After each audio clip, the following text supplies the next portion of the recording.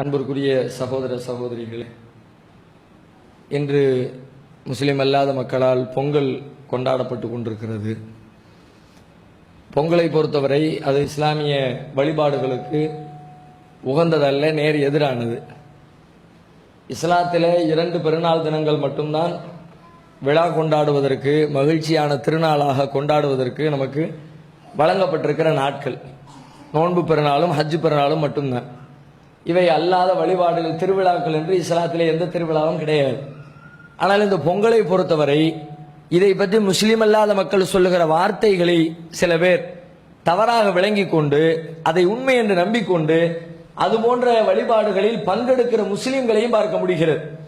குறிப்பாக பொங்கல் என்று சொன்னால் அதை தமிழர் திருநாள் என்று வார்த்தையை மாற்றியிருக்கிறார்கள். அது இந்துக்களுடைய வழிபாடு என்று சொன்னால் நம்மெல்லாம் முஸ்லீம்னு விலகிடுவார்.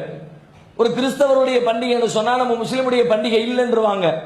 ஆனா தமிழர் திருநாள்ன்ற வார்த்தையை போட்ட உடனே நம்மளும் தமிழர்கள் தானே, தமிழனா இருக்கிற எல்லாரும் செய்ய வேண்டிய காரியம் தான் என்று இந்த வார்த்தையினுடைய விபரீதம் புரியாம அதனோடு சேர்ந்து பங்கெடுத்து பெரிய இறைவனுக்கு இணை கற்பிக்க பாவத்தில் சில முஸ்லிம்கள் விழுந்து கொண்டிருக்கிறார்கள். எனவே இது சூரியனை பகவான் என்கிறார்கள். பொங்கல் படைக்கிறார்கள். பொங்கலுடைய பின்னணி என்ன? ஓபன் பிளேஸ்ல வச்சுக்கிட்டு சூரியனுடைய வெளிச்சம் படுகிற வகையில காலங்காத்தால பொங்கலை சமைக்கிறார்கள். அது சூரியனால தான் நமக்கு விவசாயம் கிடைக்குது, சூரியனால தான் பல நன்மைகள் கிடைக்குது, சாப்பாடு கிடைக்குது.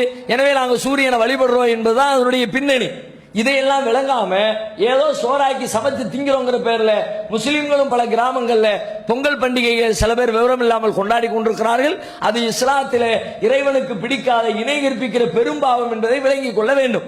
அது மட்டும் இல்லாமல் அரசாங்கத்துடைய சார்பில் தமிழகத்திலே கடந்த திமுக ஆட்சியின் பொழுது சமத்துவ பொங்கல் அரசு நிறுவனங்களில், அரசுடைய பள்ளிக்கூடங்களில், கல்லூரிகளில், இன்னபிற அரசு அலுவலகங்களில் சமத்துவ பொங்கல் கொண்டாட வேண்டும் என்று சொல்லி ஒரு அறிவிப்பை வெளியிட்டார்கள். அதனுடைய பின் தொடர்ச்சியாக தற்பொழுதும் அந்த அறிவிப்பு வெளியிடப்பட்டிருக்கிறது. எல்லா இடங்களையும் சமத்துவ பொங்கல் கொண்டாடுங்க. அது எந்த பேரை வச்சுக்கிட்டாலும் சரி, சமத்துவமான பொங்கல் அதுக்கு வார்த்தையை வச்சுக்கிட்டாலும் இஸ்லாத்தின் பார்வையில் அது சிறுக்கான காரியம். இறைவனுக்கு பிடிக்காத, இறைவனுக்கு பெரும் கோபத்தை தருகிற, இறைவனை விட்டு விட்டு இன்னொருவரை, இறைவனுடைய படைப்பை வணங்கி வழிபடுகிற ஒரு பாவத்தின் வெளிப்பாடு தான்.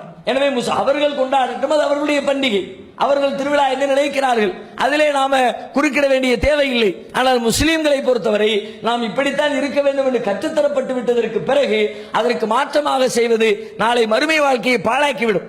குறிப்பாக பள்ளிக்கூடங்களில், கல்லூரிகளில் மாணவ மாணவியர்களை எல்லாம் இதில் பங்கேற்குமாறு அழைப்பு விடுக்கிறார்கள்.